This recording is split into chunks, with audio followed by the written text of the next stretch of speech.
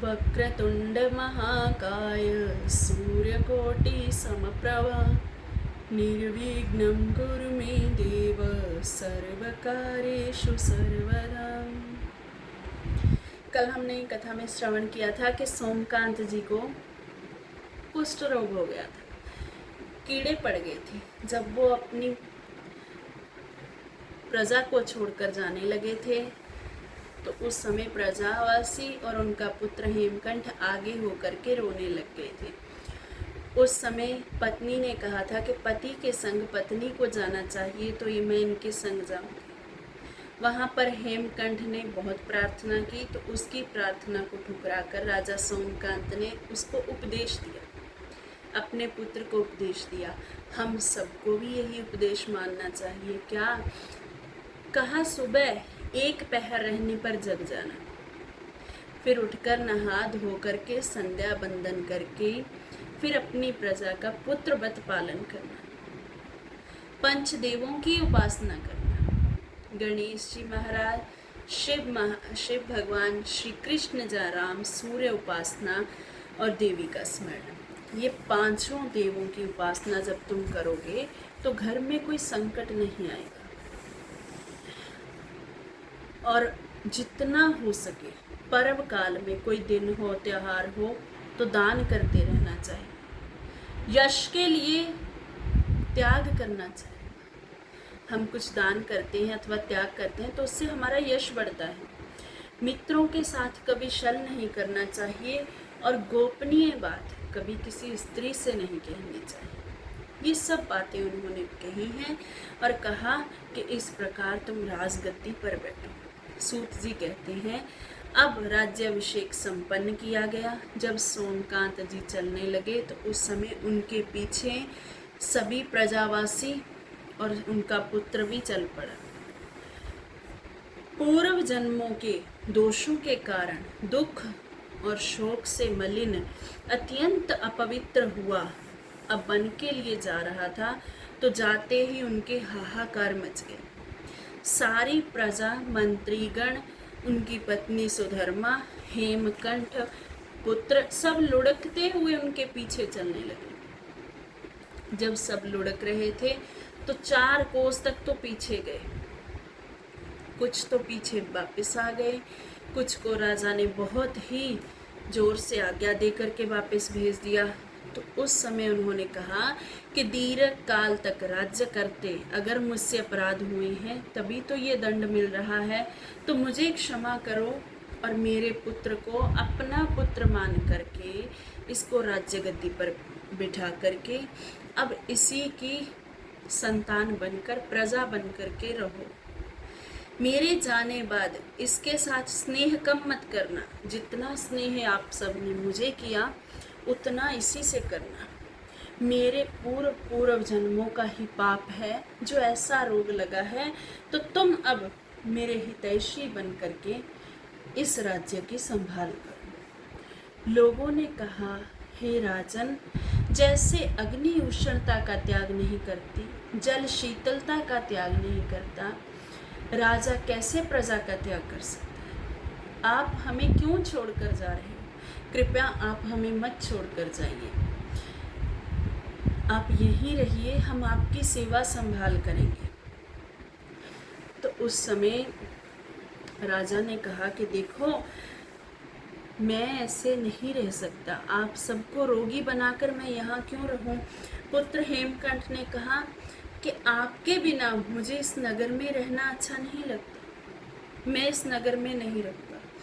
राजा ने कहा, तुम्हें नीति शास्त्र के अनुसार धर्म शास्त्र का पालन करते हुए जो उपदेश मैंने दिया है उसी उपदेश को मंगलमय मानकर तुम प्रजा का पालन करो। ऐसा सुना जाता है कि पूर्व काल में नीतिज्ञ लोग, परम बुद्धिमान जमदग्नि परशुराम के पिता ने के कहने पर ही अपनी माता को मार डाला था। तो तुम पिता की आज्ञा का उल्लंघन क्यों कर रहे हो? तुम पिता की आज्ञा मानो। पिता की आज्ञा पर ही श्री राम जी और लक्ष्मण भगवान दोनों ने घर त्याग कर दिया था। पिता की आज्ञा मानने वाले को सब कुछ प्राप्त होता है। अब तुम अपने नगर को जाओ और शीघ्र मेरी आज्ञा का पालन करो। तो ऐसा कहने पर सभी वापस लौट गए हैं और सुधर्मा दुख और शोक से युक्त हुई अब राजा के साथ चलने लगी है। कहती हैं कि स्त्रियों के लिए पति के सिवा कोई और परमात्मा नहीं हो सकता। तो प्रजा को पुत्रवत पालती हुई अब वो राजा के साथ में चली हैं।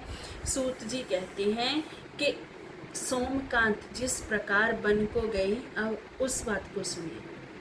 सुबल और ज्ञानगम्य दो उनके मंत्री, एक उनकी पत्नी, एक राजा, चारों वन को चले गए। तो वन में जैसे गए थे राम जी, आगे चलते थे, बीच में उनके माँ सिया और पीछे लक्ष्मण जी, ऐसे ही अब राजा आगे हैं, बीच में उनके सुधर्मा है और पीछे उनके मंत्री हैं। सब चले जा रहे हैं और पहुँचे हैं जंगल में। तो जंगल में जहाँ पहुँचे वहाँ पर उन्होंने एक बालक को देखा। बालक के हाथ में मटका था और वो पानी भर रहा था। पानी भरता हुआ बालक बहुत हंसी से जा रहा था, बहुत खुशी से जा रहा था। तो उसने जब राजा और रानी को देखा तो उनके पास आकर उनका दुख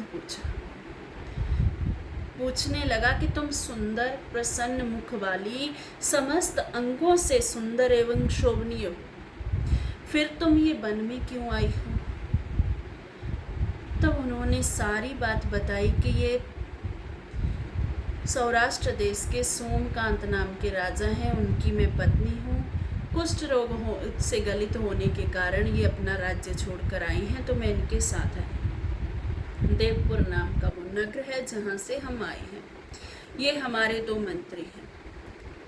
अब पानी भर कर के आकर के उन्होंने वो सारी बात अपने पिता को बताई। भृगुनंदन च्यवन ने जब सारी बात अपने पिता भृगु जी को बताई तो भृगु जी कहने लगे, पुत्र, तुमने जिस राजा रानी को देखा है तुम उसको यहाँ शीघ्र ले आओ, विलंब क्यों करते हो? तो वहाँ पर शीघ्र उनको बुला लिया गया। चारों तरफ से दिशाएं अनेक प्रकार से सुगंधित द्रव्यों से व्याप्त जब होती थी, वहाँ राजा निवास करता था। अब वन में अनेकों द्रव्यों की जगह वहाँ पर अनेकों प्रकार के सड़े गले मांस पड़े हैं। ऐसी दुर्गंधी में राजा को रहना पड़ा। जहाँ अनेकों प्रकार के मंत्री आदि प्रजा उनके आगे पीछे रहती थी, वहाँ अनेकों कीड़े अब उनको खा रहे थे। तो इस प्रकार जब वो पहुँचे हैं, भृगु जी बोले, पुत्र, दूसरों पर उपकार करना संतों का कर्म है, तो तुम संतों का वाला कर्म करो, उनको बुला लाओ। अब सूत जी कहते हैं कि पिता की आज्ञा मान करके उस राजा को और रानी को, उनके मंत्रियों को, सबको च्यवन जी अपने आश्रम पर ले आए हैं। और राजा बोले, हे द्विजेंद्र, आप मुझे ब्राह्मणों द्वारा दिए गए आशीष, मेरा धर्म, मेरी तपस्या, ये सब सफल हो, क्योंकि आज आप जैसे संत के दर्शन हुए। आपने मुझे दर्शन दिए हैं तो मैं धन्य हो गया। पूर्व जन्मों के जितने भी पाप थे, मुझे लगता है आज मेरे दूर हो गए, क्योंकि आपके दर्शन हुए। अंतिम समय संत का दर्शन, गौ का दर्शन, भगवान का दर्शन, ये उत्तम है।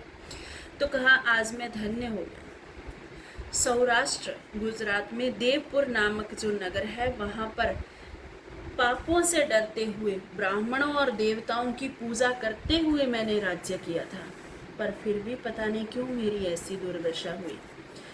मैं ये सब नहीं जानता, लेकिन फिर भी मैं धन्य हूँ कि आप जैसे संतों के दर्शन हुए। और यही बात महाराज परीक्षित ने कही है, अहो भयम धन्य तमाम नृपाणाम, राजाओं में मैं श्रेष्ठ हूँ। क्यों? क्योंकि मुझे अंतिम समय भागवती गंगा और शुक गंगा दोनों का प्राप्त हुआ है, संतों का संग प्राप्त हुआ है।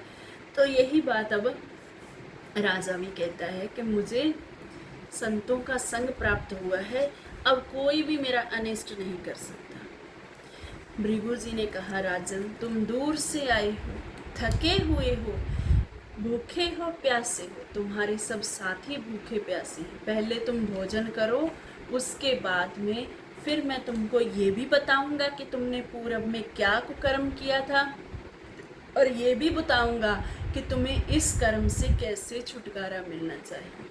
तो आगे की कथा कल हम श्रवण करेंगे। जय जय श्री गणेश, गणपति बप्पा मोरिया।